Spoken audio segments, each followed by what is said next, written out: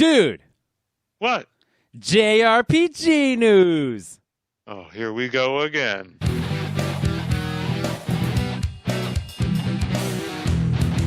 You sound like you're not excited about it, Mel. Co-host I'm always Mel. excited. I'm always excited, host Zoltan. Yeah, please be excited. So, hello everyone. This is Dude JRPG News, and we're going to tell you some JRPG news today. I'm Zoltan, and I'm here with my co-host Mel. What's up, everyone? What's up, Mel? What's up indeed? How you doing? Doing good.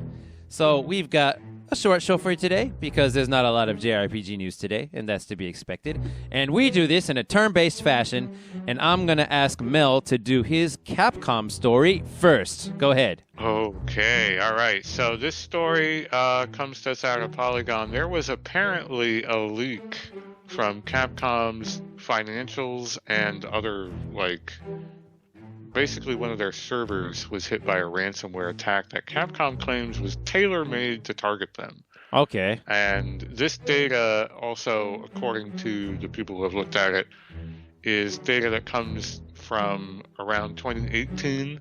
So it's not the most current stuff, but as we all know, businesses work way ahead of time. So it does concern things that are yet to come out. It's only a couple of years ago. These games and whatnot take years to turn around. Yeah. So a couple people examined the leaked information, and of course all of this is speculative because Capcom confirmed the leak, but they didn't confirm any of the details in the leak. They said, yes, we were attacked. And yes, it was leaked, but they didn't say it's true. Well, they confirmed a ransomware attack, but they didn't actually confirm, and our data was leaked and this is it, or not yet. Like, this is accurate or inaccurate. They just said, we suffered a ransomware attack. Okay, that's all they and they have to do that because it potentially includes customer and shareholder information. Oh, right. Now, they also went and said this doesn't include any credit card information, but who knows? As far as the part that we probably gave a shit about, there is some specific details on games yet to be announced or games yet to be given release dates. Okay. In this leak. So, are you familiar with what Monster Hunter Stories is? I forgot, but I remember when it was announced. Too. Yeah. So Monster Hunter Stories 1 was a 3DS game, I believe, and Monster Hunter Stories 2 was announced a little while back for April on Switch. I'm sorry, for June on Switch. Okay. And the leak says it's also going to come to PC. Okay, so that's the new information from the leak? That's the new piece of info there. Another one is that there is going to be Monster Hunter Rise will come out March 2021, which we knew, but a October 2021 launch is said to be coming to PC. Okay. All right. That's some big news, I guess. Is it big news if these things come to PC? Well, the date and the recency of it, like it took a year or something for the PC version of Monster Hunter World to come out after the PS4, or it took like a longer time than March to October, I thought. Yeah, so this is better, yeah. Right, and I don't know that we had positive confirmation that this was anything other than a Switch exclusive. I don't think we have. Yeah, I don't recall that being in the air. There is a Battle Royale type multiplayer Resident Evil. What? Apparently in the works, according to the leaked information. And an Ace Attorney collection for PS4 and Switch is also part of the leak info. So, if you're a big fan of that, I don't think the Battle Royale Resident Evil news is... Yeah, people don't really want that, right? I don't want that. Like, they've been trying with the multiplayer Resident Evil for ages now, and they've never quite made it work. Maybe, I'm sure there are fans of, the latest one, the name I can't even remember, that came out alongside the Resident Evil 3 remake, but I didn't even bother. It came free with the Resident Evil 3 remake, and I didn't even bother to install it, so... Oh. That says that.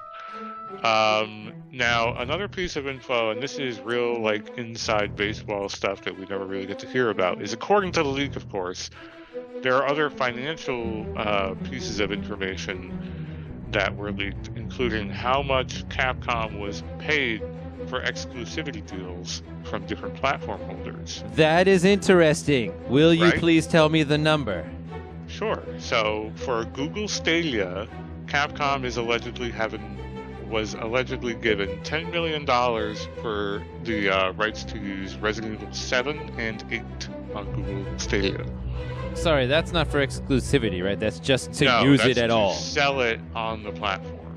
Because remember, Google Stadia is a thing you subscribe to. You're not going to pay Capcom Oh, $60. that's right. I see. So to get on Stadia, sorry. So let me clarify for the viewers too. Google paid Capcom to get Resident Evil 7 on Google Stadia. Is that right? Resident Evil 7 and Resident Evil 8 Okay.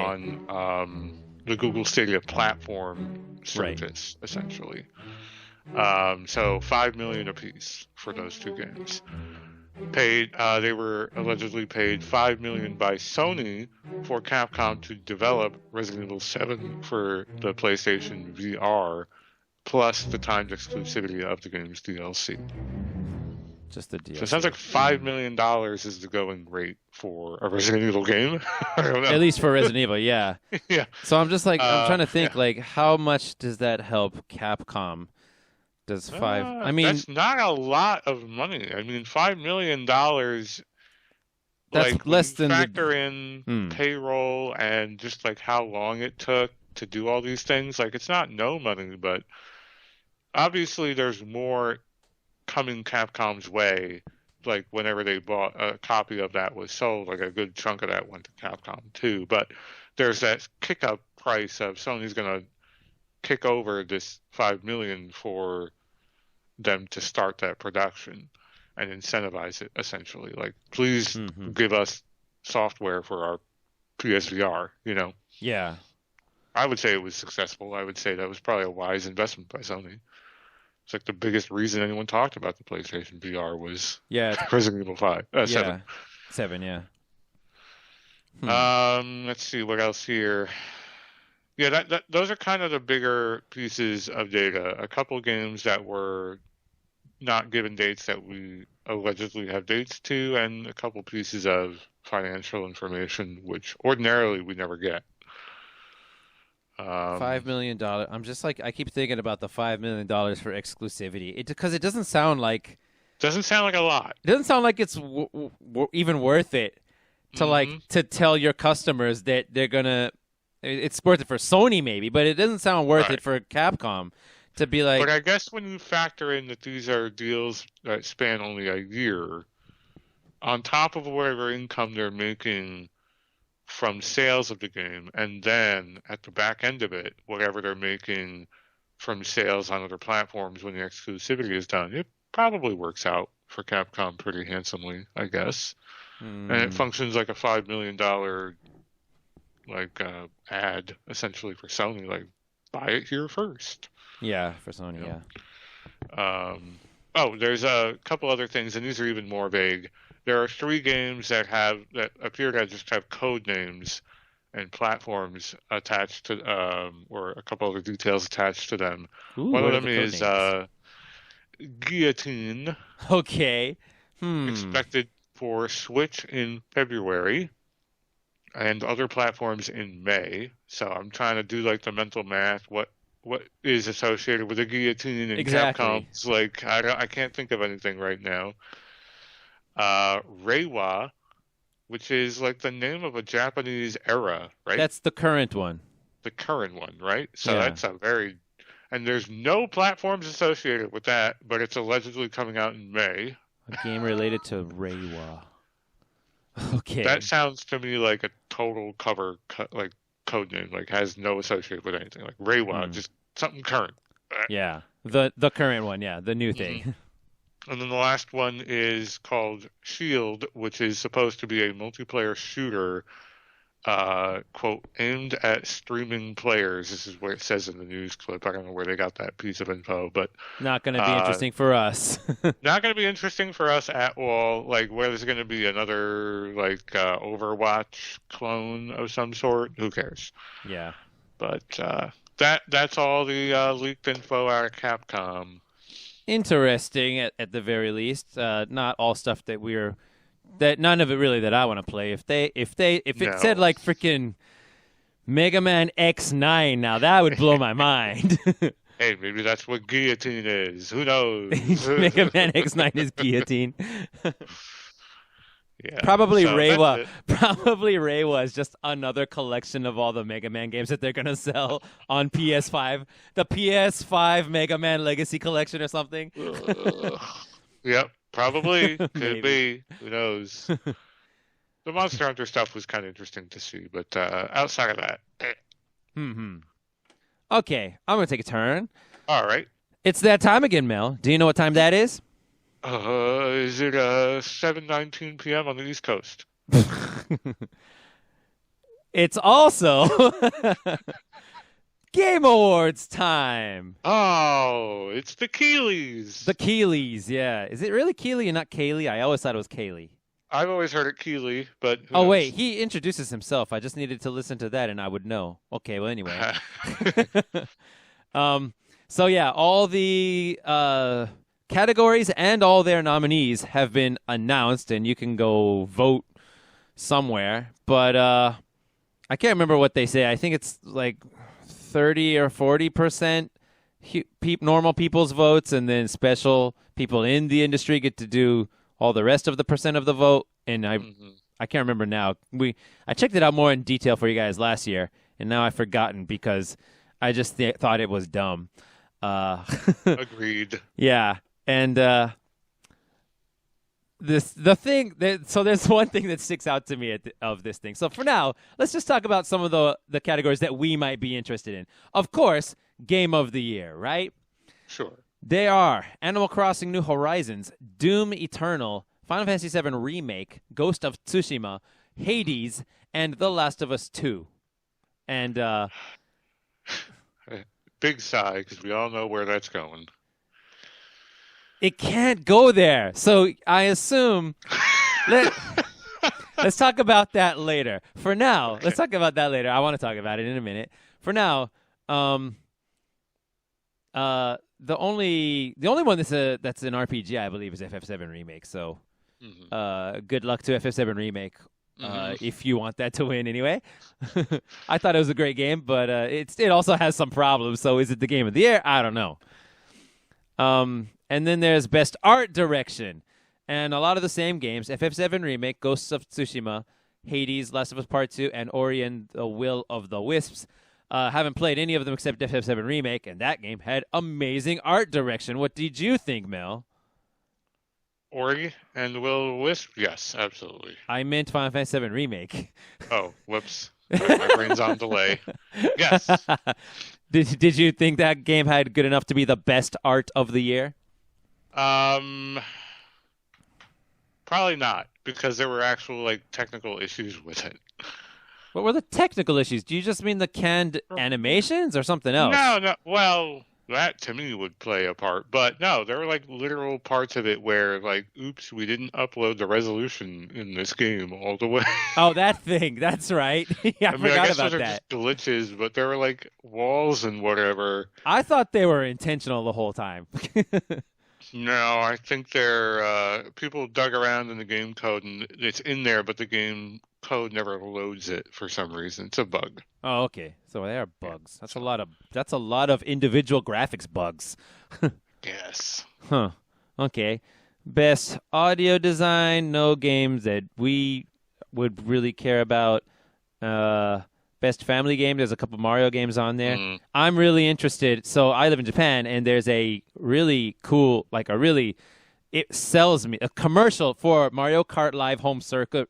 The commercial for that game really sells me on the concept as long as it actually works as advertised. Because do you know how that works, dude? No.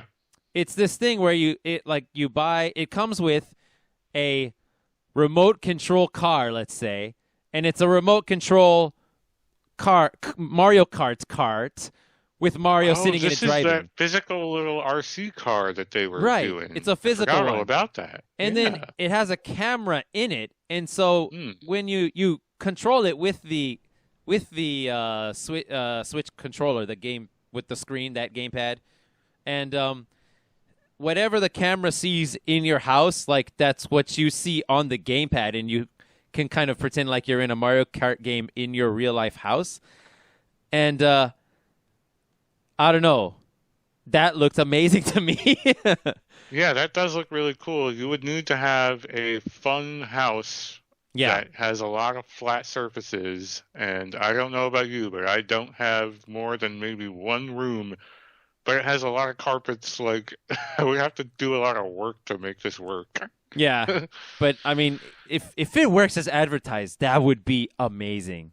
I think it just Yeah, looks so I cool. did actually. I had forgotten about this. I briefly saw something, someone demoing it. They had a very small space to work with, so it wasn't very remarkable. But I'm sure if you did have like a cool, like, I don't know, you had a basement or something that was largely empty, sure. But I think the thing is pretty expensive, and if you're gonna do what you normally do in Mario Kart, which is like race against someone else, you need to buy another one, right?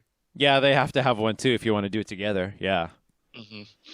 yeah. I don't But know yeah, it's how. interesting. Yeah, I don't know how it would work.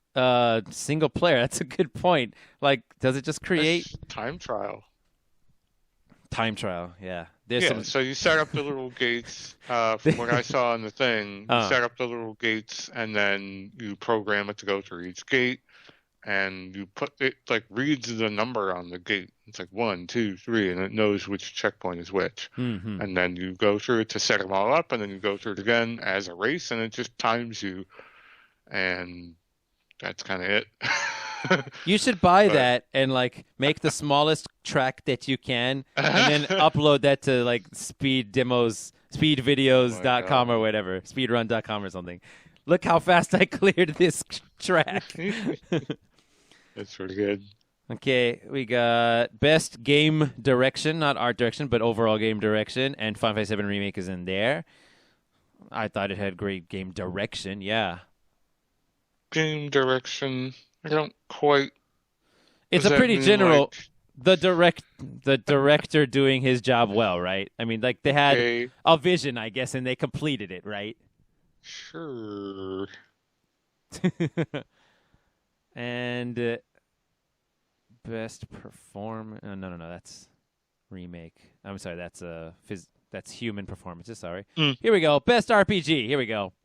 Hey! FF7 Remake, Genshin Impact, Persona 5 Royal, Wasteland 3, and Yakuza Like a Dragon. So Oh, wow. we haven't played any of them except for the first one, probably. Actually, I played a tiny bit of Genshin Impact. It's pretty cool, but I don't know enough about it yet. Just the beginning part I played. I'm pretty sure that's a shoe-in for FF7. Like, that's got the name. That's what these awards are all about. What The name name. is big?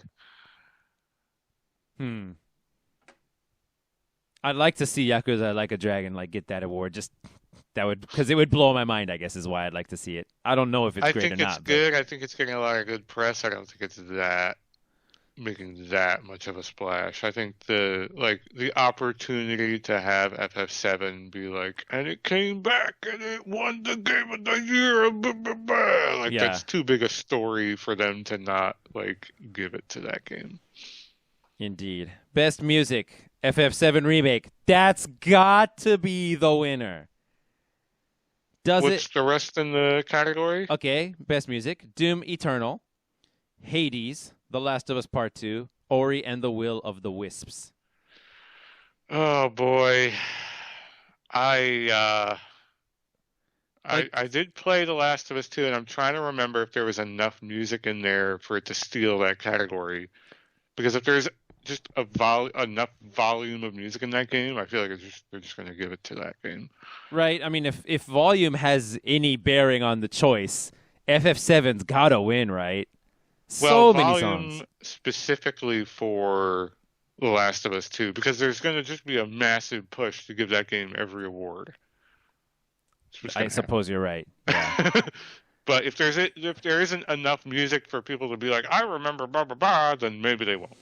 Maybe they'll give it to FF7. Isn't it extremely cinematic music though in Last of Us? Yeah, it's very like there are scenes where characters are like playing a guitar in the cutscene or There is that, yeah. whatever. And I think there is like a leitmotif type of thing that plays over here and there, but like a theme of sorts a recurring that carries theme, throughout. Yeah, recurring theme. Well, Final Fantasy VII does that too. Like every song is the battle music. Of course. Just trying to remember if it was dominating enough in The Last of Us 2. It wasn't. It was very much like you were saying, a cinematic and real world sounds. Not a lot of music that I recall. So I think FF7 will get this one. It's a pretty good soundtrack. I think you're kind of underselling how good that game's music is, personally. Well, okay. I think it was amazing. Okay, so me and Mel are basically like, yeah, give the music award to FF7.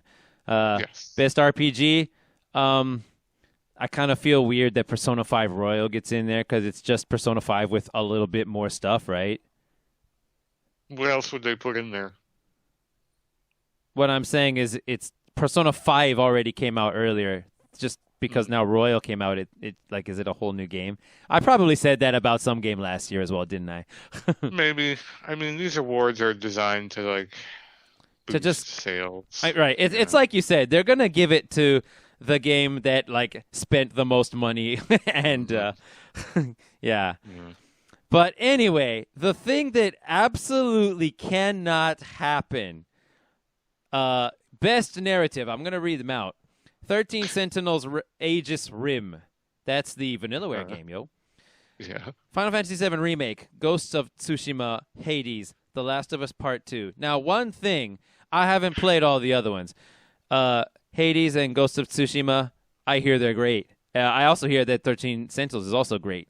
And one of the main reasons that people like that one is the story. But I played Final Fantasy VII Remake. It has a massive, massive flaw in the story that I don't think it can be the best narrative while that's in there, right? Those whispers. I would agree. Yeah, I would agree. But I have since our last discussion of this, I've heard more and more people coming around on that story mechanic, and I'm just like, why? Why are you guys enabling this terrible storytelling?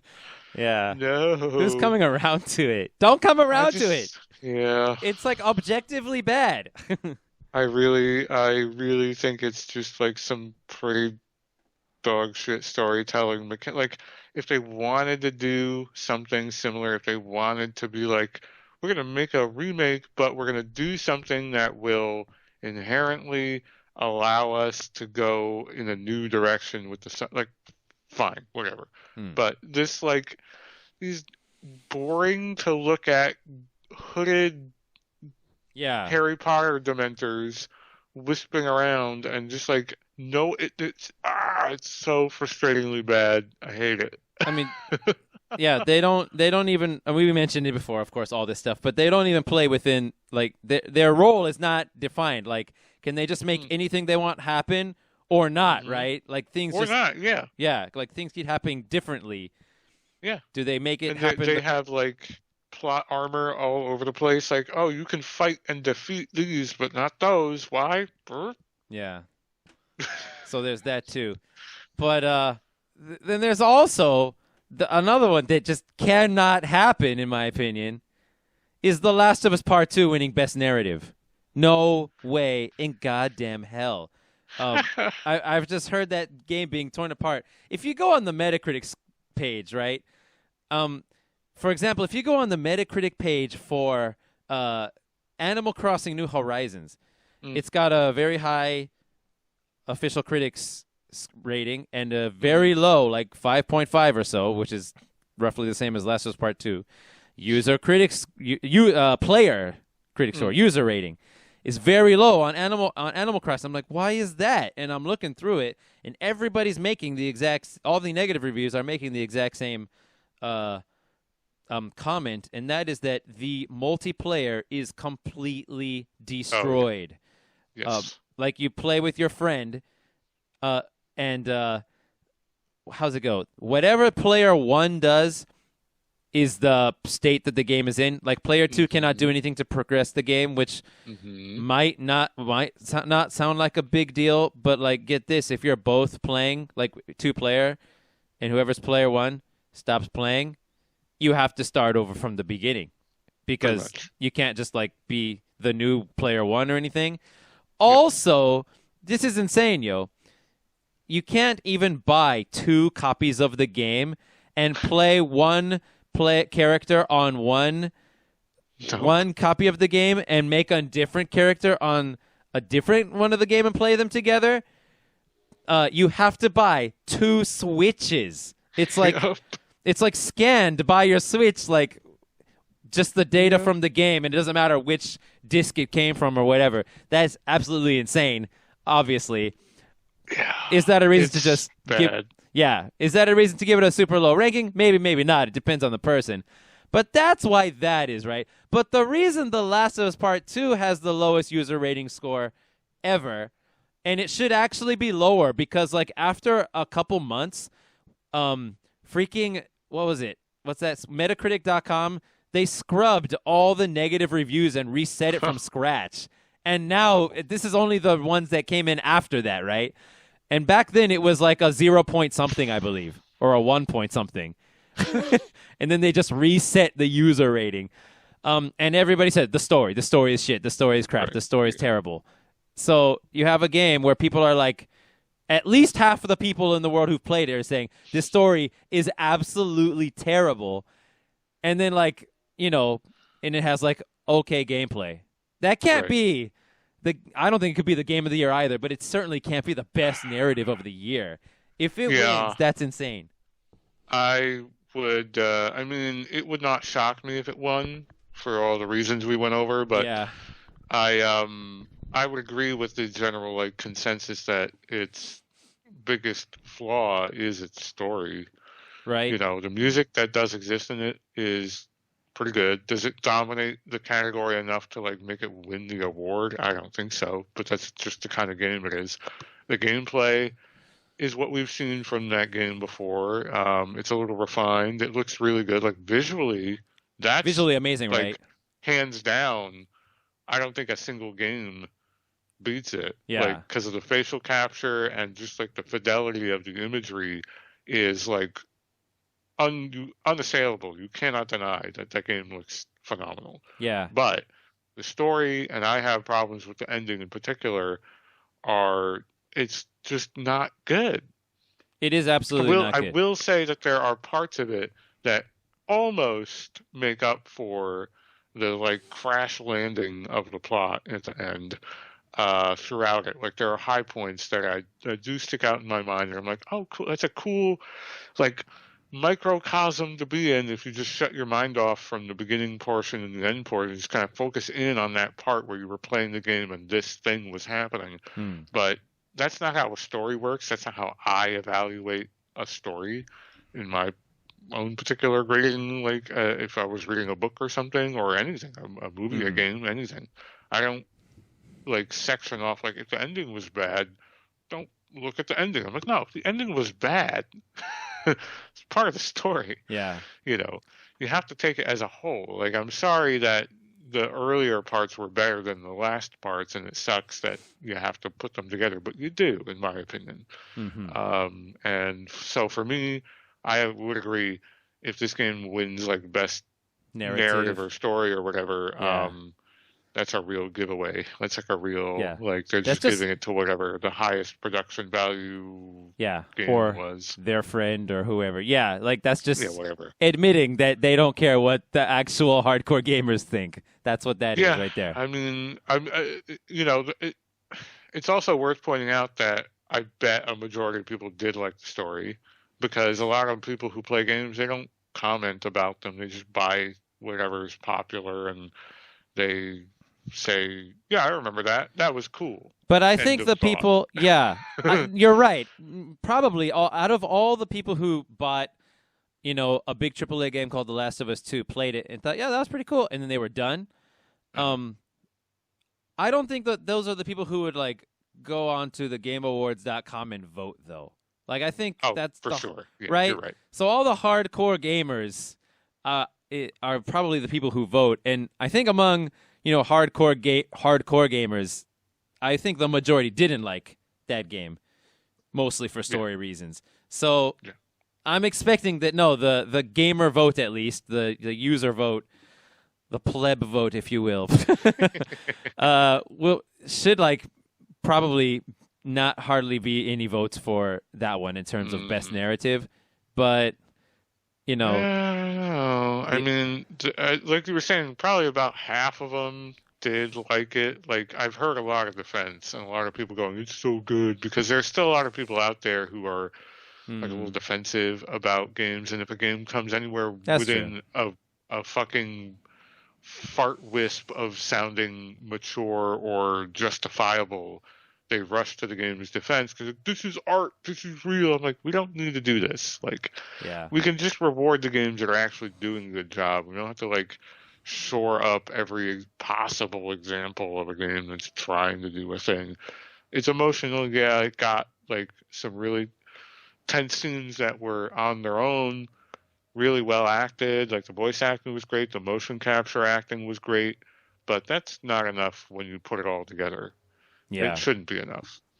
In my opinion, the inconsistencies, just the logical inconsistencies of the characters and the world should be reason enough, because the thing that everybody says about the plot twist, without giving it away for those who are interested, the plot twist, the reason it happens is because Joel, who was already a beloved character from the first game, so all of a sudden in this game, he's not acting in character, and he makes a mistake that the Joel that everybody knew wouldn't have made. And that's how the plot twist happens, and everybody's pissed off. Like, no, that shouldn't have happened. And the way they went about it also, even if they want to do that kind of plot twist, the way they went about it was terrible. And also, it's extremely unrealistic, the amount of muscles that the Abby character has.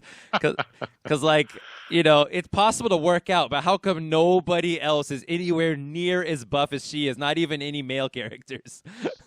Buff lady, I know. Yeah. And I think there's one other thing to bring up in this discussion is that, we're kind of grilling for all these details on The Last of Us 2, but what if you were to take that same critical opinion toward Final Fantasy VII? Like, what kind of plot does that game have? I don't think that game deserves it either. Definitely. No, it doesn't. Yeah. But I think it's also worth it to point out that the type of game that Final Fantasy VII is trying to be is not one that is so not so realistic, serious, right? Yeah. Right. So if it's aiming for a different mark, you should kind of judge it by that mark. Yeah. If it's more of a pulpy, action-y kind of fantasy game where the characters are going to be caricatures and going to be cartoonish, you can't then knock it and say, well, Barrett is acting like a buffoon. And he is a buffoon. Cloud's acting like someone who would never be able to tie his own shoes. I'm like, look at him. He sleeps in his armor. Like, he's a cartoon character. He's not a real person. Mm-hmm. As you say, so. I agree. And, Last of Us 2 is trying to be this realistic, deep thing with... Right. It's what they're aiming for. And maybe on some cosmic level it's unfair, but also, hey, I didn't tell them to do this. Yeah, no. They went for what they wanted to go for. And, exactly. It was they you could give them the... What is it? Naughty Dog is the creator? Mm-hmm. You could give Naughty Dog definitely, props or compliments for attempting to do something very difficult, because they tried to do it in a way where they put all the what would be the so-called story payoffs at the beginning and the build up to them afterwards. So a payoff happens and probably a lot of people were like, wait a minute, this doesn't feel good. All of a sudden we're doing this. And then after that, they try to make you care about why it happened that way afterwards. And, that's a quite a challenge to go for, right? But unfortunately, it didn't work on most people. So Yeah. But what other if you're looking at that listing again, what other games are in the category beside Last of Us um, 2 and best narrative. yeah. Also, there was Ghost of Tsushima, the samurai Okay. game. Hades, which is an action game of All right. sorts, and 13 Sentinels Aegis Rim, which is the Vanillaware game. Man, it's going to go to Last of Us. I know it is. Because despite those flaws, the people who are going to go to bat for that game are going to go to bat for it stronger than anyone else. Yeah, So yeah. I think that's going to happen. But also, genuinely, those other games aren't like plot titans, you know? Hades, that's a roguelike. Like, are there Okay. some interesting parts of it? Sure, but it's not like, I'm playing it for the story. Like, no. That's no one's doing unlikely. That's true. Yeah. I don't know. 13 Sentinels sounds like very much a. It's very visual novel heavy from what I hear, though. That one probably is a story heavy I must game. have forgotten about that one. Yeah. So I haven't played it myself, so I can't judge it. And then, yeah, of course, the last thing they mentioned, which I mentioned before, is that the game of the year. Yeah, I don't see Doom or Ghost of Tsushima or FF7 Remake or Hades beating out The Last of Us 2 or Animal Crossing for that matter. Doom Eternal got some flack, actually, so I really don't expect that game to get too far. What was the Doom flack? For Doom Eternal, it was because the blowback was about it was kind of overstaying the welcome that Doom 2016 kind of laid out. Like, it was Doom 2016, but it didn't know when to stop. pull back a little bit. Like, it was winking a little too hard, and some people added too many layers to the gameplay that made it too far away from the core of what Doom is. And I never played it because I kind of petered out on the 2016 Doom. It was great, but not just I don't know. There's only so much of that game I could play. You just run and shoot stuff, right?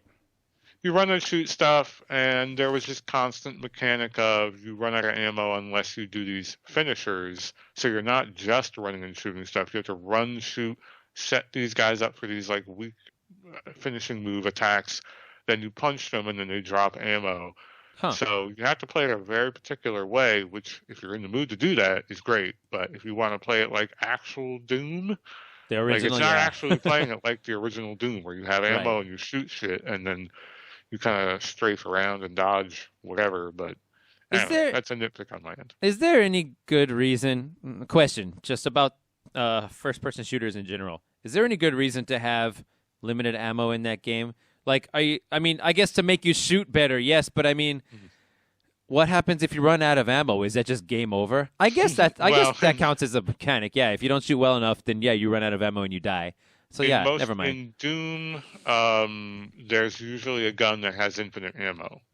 Oh, okay. So there's usually your weakest gun, a pistol of some sort, that will have infinite ammo in case you do fuck up enough and you run out of shotgun ammo. You can still plink away and get kills. You could make progress using mostly just a pistol. It would be probably not a lot of fun and really slow, really hard, but you could do it. So the way Doom has always worked is you have a pistol that you start with, has infinite ammo, and all the other guns that do considerably more damage, they have the limited ammo. So the idea is you would pull those out, sort of like special, like mana. You're going to cast a spell. You're not going to do that every turn. You're going to do some basic attacks most of the time. Similar principle. Mm-hmm. Residents of Fate, best gun game. Just saying. Okay. Yes, agreed. We love Game of the Year guns. 2020. Okay. So you've got one story left. It's about Demon Souls, and I've got one story left about Demon Souls. I'm gonna go talk about what's all different. That now that the game is out, we can have confirmation, and a lot of stuff I'll say is not the same as what I judged in the previous one. So don't worry, it's not just a big repeat. And then at the end, you could tell me the big secret that you know. And at the end of my segment, I'll tell you the big secret I know as well, because it's hilarious. Oh, boy. Okay, so where's my list? Here we go. I wrote down all the stuff. Lots of little changes. Now, right off the bat, we kept hearing about how the animations are different, but they match the timing for when enemies are hit. that only relate that I mean, well, not only that's still most of the animations is the regular attack animations. Critical hit animations, on the other hand, during which you are invincible, they are way longer, dude. So these are the like ripostes and backstabs. And the backstabs, right? And so, for example, if you use a really long greatsword looking thing that I saw, he just like stabs the dude like 4 times. That's the way it took way longer, like more than twice as long as like a normal Demon Souls crit animation took. So that's funny. Also, they added extra animations for a separate crit animation for when you're two-handing a weapon. Because when you're two-handing a weapon, normally it just suddenly switches to one hand and you crit him in the animation. So that was cool of them. The cat ring from the Demon Souls always had a symbol, which was literally just a photograph of a cat. I remember you telling me this, yes. Did I tell you this? I remember hearing it from you before. Okay, yeah. They changed that. It's not just the cat head anymore symbol when you have the cat's ring on, but they put that same cat's head in the ending, kind of hidden, on a flyer that's stuck to a tree in one scene. That's great. Yeah. The UI, the user interface, like the bottom left side where it shows like your weapons and stuff, is much smaller. Oh, yeah. You can put something onto a quick bar now. For example, say your healing grass onto a quick bar. And if you have lots of items to shuffle through to find your healing grass, if you put it on the quick bar, you can just hold down the down button and instantly go to your quick bar item. So that's useful. Mm-hmm. I couldn't find out what the limits were, but aside from giving the healing grasses more increased weight, they also just limited the number you can have to less than 99. The video I saw, though, it only had the limit of the weakest grass, the crescent moon grass, I think it's called. That one you can still have 50, though. So that's still a lot. But that is the weakest grass. When you have a lot of HP at the end of the game, it'll take a million freaking grasses to heal you full life. So the least they cut the limit down is 50%, from 99 to 50. So the really powerful grasses you can only have like a couple of or something. So I don't know what the limits for those are. If it's actually also 50 or less what. than 50 though. Oh, okay. No, I don't know for sure. Right. The video that I saw, I kept searching online, I didn't find it. But the video I saw, it just showed like the guy's menu, and the crescent grass number that he had, the crescent moon grass, the number that he held was 50, and that number was yellow. So I was just assuming that was a limit, and as he showed me that screen, he said, "There's a limit on the number you can hold." I'm like, oh, okay, so it must be 50. And you're saying they weigh more too. They also weigh more as well, but that's what we knew from before from an interview with the creative director. But yeah, now people are saying also there's just a limit you can hold now as well. Okay. Yeah, I don't know what the numbers are though, other than Crescent Moongrass, which is 50. Photo mode does indeed pause the game, and you can move the camera all over the place to like look around corners and stuff, yo. That's kind of cool, although it would take forever. That is kind of cool. It would take forever to play the game like that, though. It would be, but yeah, the biggest takeaway is like you can pause the game. I know, right? That's the biggest takeaway, yeah. Spells now have a preview video in the menu, so you can see what they look like when you use them. There's a tips page in the menu you can check out. The trophies are different, and some of them sound really cool. Like, for example, kill the Fool's Idol, which clones herself. Kill her without ever hitting any of the clones, for example. Or how about this? This is amazing, dude. How about this, dude? This is amazing. Kill the Tower Knight without killing any of the archers shooting at you from the sides. That sounds really hard, yo. Huh. Have you ever tried to do that? I haven't. I have not. But this is making me think, what the original Demon Souls came out before trophies were a thing. I guess so, but it has trophies now. It was given trophies retroactively? Either that, I thought it always had it, to be honest. But maybe I'm wrong, but it has them. It has them. Like, for a good chunk of the PS3's life cycle, there were no trophies. I don't think it was that. Was it that long that there were no trophies? Well, at the very least, Metal Gear Solid 4 had them patched in. Later, yes. later, You're like right. a decent amount later, and Yeah. I want to say like the first Uncharted Yeah. also or Also, something. yeah, I know a few. Also, the Elder Scrolls 4 Oblivion on PS3 has no trophies. Right. What a E crazy thing to think of. There were I no know, right? When there was trophies. no trophies. And Eternal Sonata has no trophies. Well, dude, there's a PlayStation 2 game that does have trophies, although it's baked into the game, of course. And that Yeah. was Star Ocean 3, the first game to ever have trophies, yo. You know, there were like a budding a couple of games that had like progress reward, like just like badges. I want to say like there was at least one Nintendo game that did something like this at Oh, some for real? point. I don't know. On which Maybe I'm system? wrong. On which system? Original Like Nintendo? GameCube or something. No, no, Uh, no. Like around that era of yeah. whatever. But well, anyway, that's Yeah. interesting. That's fun, though, yeah. Yeah, so Yes. the new trophies sound really fun. There's a PS5 button on the controller, and if you press the PS5 button, sorry, I put these in the wrong way. Okay, yeah, I'm reading from the bottom up because the first ones were the most interesting, but then I made them make sense going from the top down. Anyway, the stages have names now, yo. Like Oh yeah. like 1-1 has a name, but then 1-2 and 1-3 and 1-4 have different names now, and they didn't have those before. Yeah, I noticed that when I was watching someone play. I was like, what is this saying? Where is he?" Yeah, and they have some pretty cool names, although I can't remember any of them now. At Archstones, you can now warp to any area, not just the Nexus. You don't have to warp to the Nexus and then go to the next Archstone. You could just go to the next Archstone from that menu there. Right. That's cool, right? That is cool. But even if you're not at the Archstone, you can press the PlayStation 5 button and warp to a new stage at the price of all your souls. Okay, so that's like the Dark Ring or whatever it was called in Dark Souls. Yeah, maybe. But you couldn't just They like had warp. that, yeah. Oh, they had. Well, what did it do?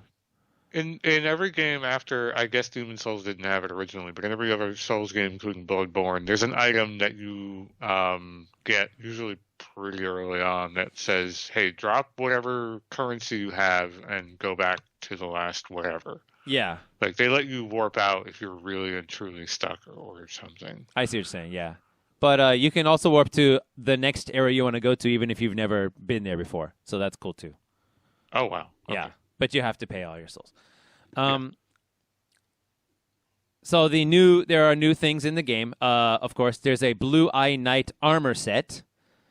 Right. Those Blue Eye Knights are knights in the game that come after you. So I guess that armor set was never in the game, and they just put it in. So I think that's the best possible. If you're coming at this, making this game from the philosophy of we don't want to like add too much of our own stuff. We want this to be as faithful as possible, but we do want to put something new in there. They found exactly the best possible thing, an armor set that exists in the game that just was not available for players, and it's a cool one, right? Those Blue Eye Knights have some pretty hefty, cool looking plate mail, so that's cool. Right. So there's a Blue Eye Knight armor set. There's the official armor set, which is that fat dude who like closes draw gate. What are those gates in front of drawbridges called on castles?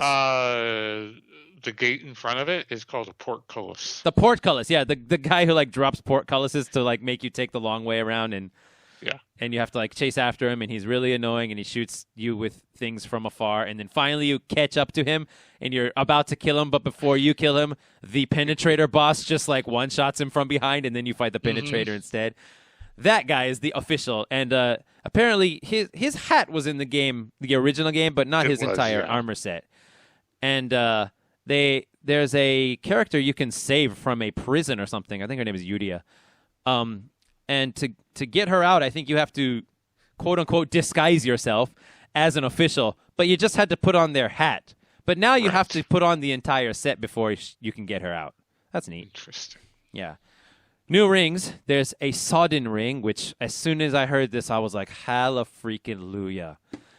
The sodden ring allows you to move faster in swamps. Oh boy. I it's want like the that. Iron Ring in Dark Souls. Oh, does that already exist? Yeah. In Dark Souls, yeah, they had one that does the exact same thing. Yeah, Dark Souls went even crazier and had that orange ring that lets you walk in lava too, right? Yeah, they take like significantly reduced damage from lava. Yeah, that's crazy. There's also a ring called the Ring of Uneven Scales, which I'm not sure what the exact use of it. It increases your item. What do I want to say? It increases the amount you can carry, but decreases the amount you can equip.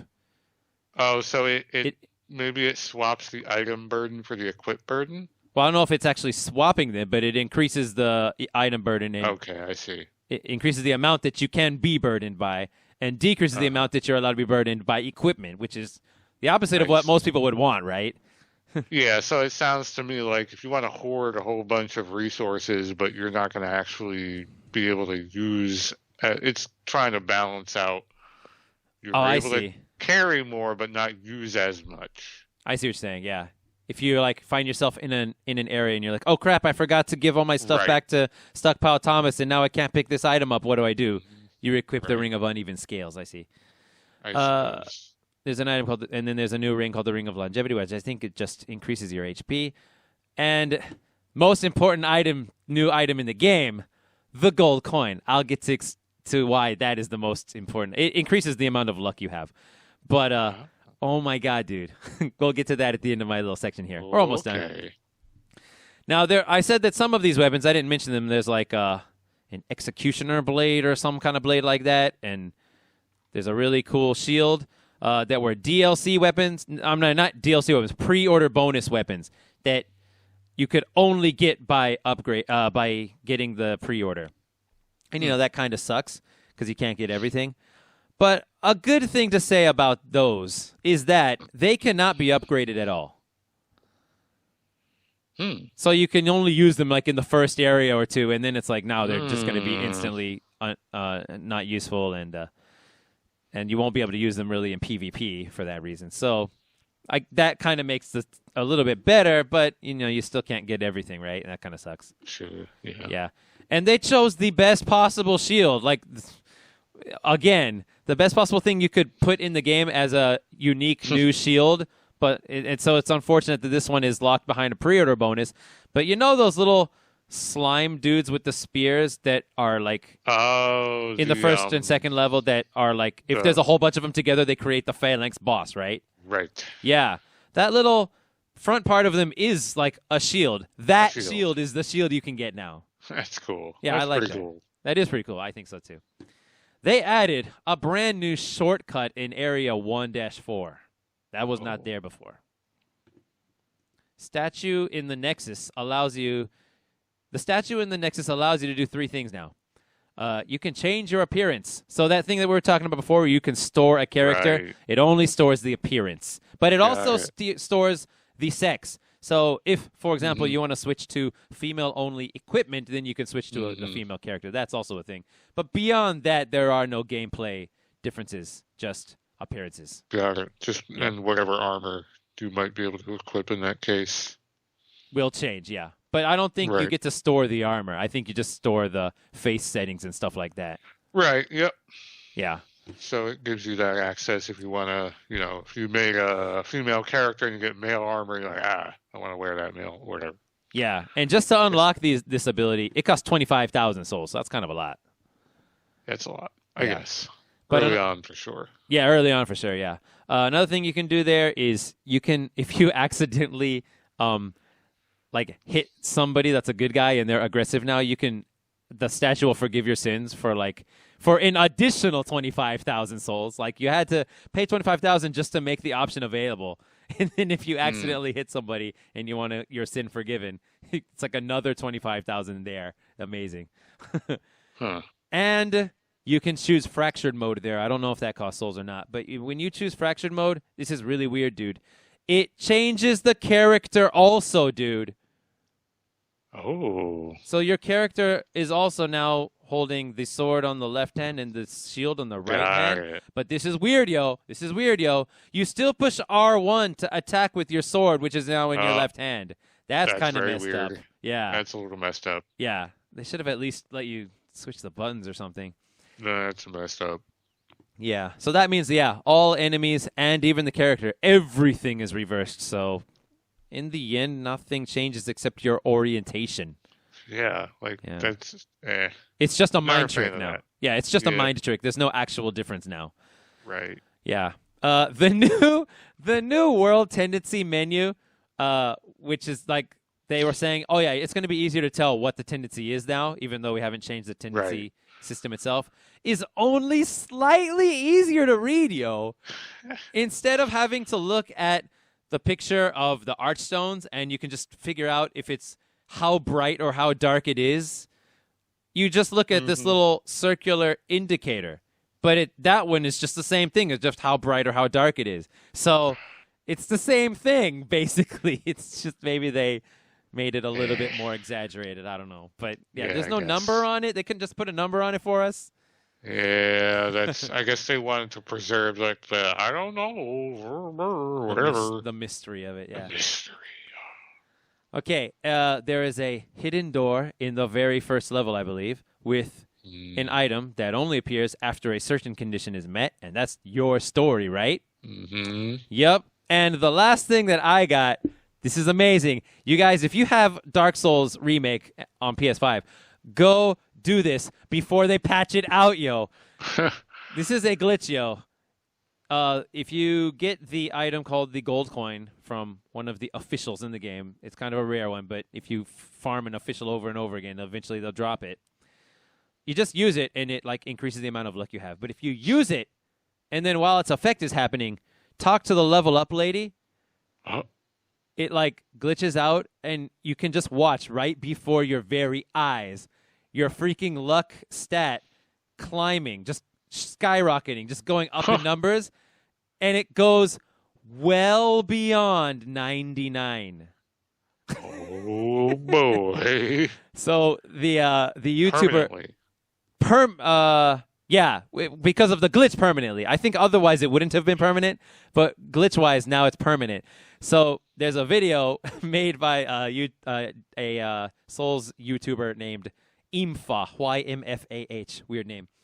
And Imfa made a how to break Demon Souls remake video where he said basically you do this glitch and you can also make the blue blood sword, which scales with the luck stat. And he seriously walked up to the final boss, hit him once, and he died. And it literally said, for the damage number, it literally said 20,000. That's amazing. Do it before they patch it out, you guys. Hurry up. I remember there was some kind of item duping or soul duping glitch early on in Demon Souls. And I remember trying to do it, and it was hard to do. You had to, like, die a certain way in the Nexus, and it wouldn't, like, take your souls away somehow. Yeah, I think I remember that, and too. It was hard to do. And then I gave up, because I guess I'm just ruining the game for myself if I actually do that. Yeah, you are, right? It's supposed to be hard, so... Yeah, exactly. Okay, so we're on our last story now, and Mel's going to tell us about that super secret door in level 1-1, right?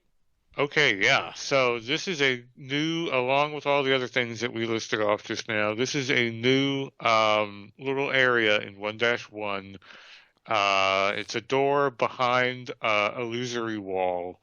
So it wasn't, it was found early on, but it wasn't in, like, right away. Yeah. And this is all happening within the first week of release, so I guess it is pretty quick. Yeah, pretty quick. But of course, everyone found the door, and they didn't know what to do with it, because it just said it was locked. So a lot of people thought, it's a joke. It doesn't open. It's just there because it wouldn't add something to this game like that, right? Mm-hmm. No. It turns out it does open. Yeah, now, people found out, one way that some people found out, like, before it was opened, was that they used the photo mode, because you can just, like, go through walls and look on the other side and stuff. Yeah. And you're like, holy crap, there's a room. And, like, some people were using that photo mode to look in there, and they were just seeing the room. But some people were doing it, and they were seeing that there was an item on a dead body in there. So, like, something made that item appear, but I don't know what it was. So, also, on top of that, before they actually opened the door, before the person who opened the door first, to our knowledge, who has been, like, kind of generally understood to be the first person to do this, that guy also discovered a glitch that lets you kind of get wherever you want to go if you reload the game, like from the main menu, the collision doesn't turn on right away. So you can walk into walls part way, and then when the collision does load, it'll pop you up above the wall. So he did that to get over the area that was blocking off where this item is. But they kind of anticipated that there might be a glitch here or there that lets people get through items or walls or whatever.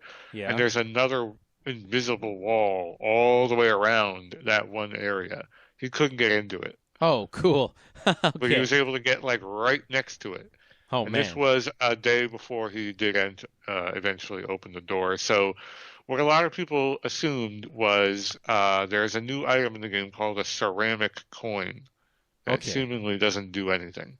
Hmm. And they're kind of everywhere. You break a table somewhere. They're in fixed locations. But if you break a table somewhere, it'll give you a ceramic coin. I don't know what the description is, but it's like something nondescript. Like it's meant to look kind of worthless. Okay. And they're the crows that you can give items to Yes. in the game.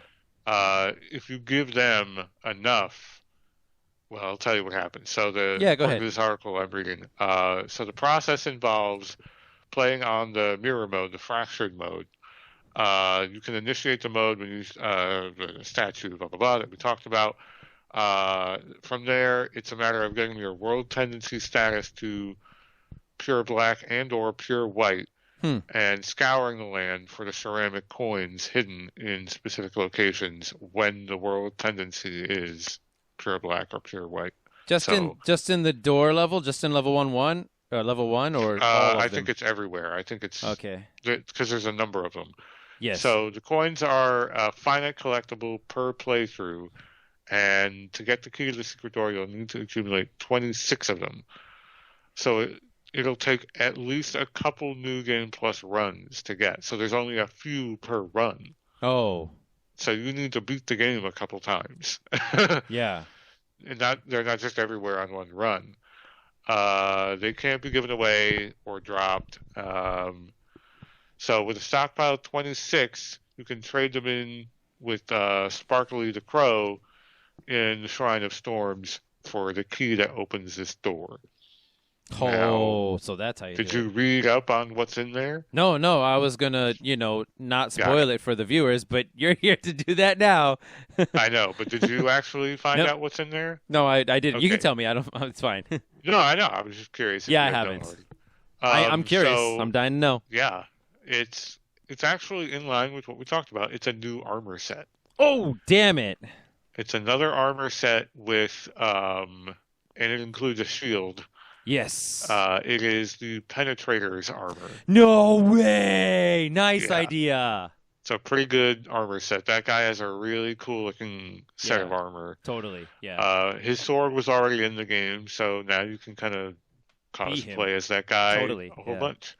Oh, that's awesome. Yeah. Good choice. To be honest, I was a little bit underwhelmed by the sword you got from the Shadow of the Colossus secret door.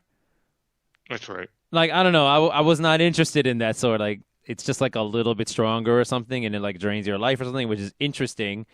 But like, I don't know. I wanted it to do something really crazy and weird, like shoot projectiles and stuff. Yeah. So the armor itself, the stats are pretty decent. It's a little hard for me to gauge how good it is because it's been a while since I played the game. So if I look at the numbers, I'm gonna be like, I don't know, is that good?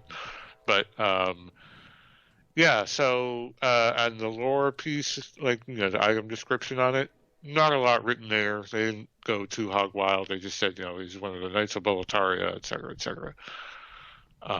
So that's the whole story. It took about a week for everyone to crack that mystery.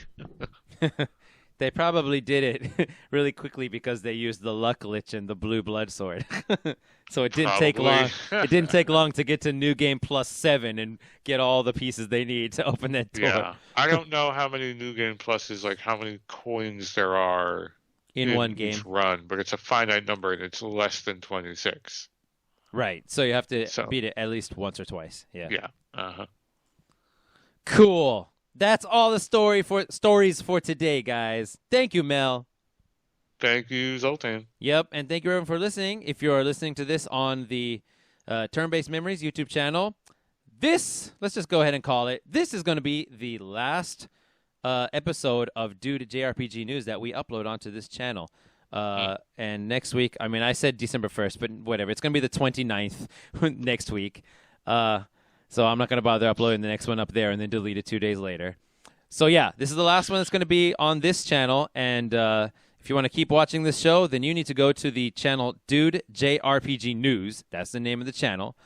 And subscribe there. That is the place where we're going to upload news episodes. And we're going to keep using this channel to make more long form, more things that require video, not just podcasts, although we do also have our main podcast called Turn-Based Memories. The next episode should be featuring me having played Zelda the Ocarina of Time for my very first time, and Mel has already played it and loves it, I guess, because he told me to play it. Sure. Right, okay. Yeah, we're supposed to have the other one play games that we like, not games that we hate. Right.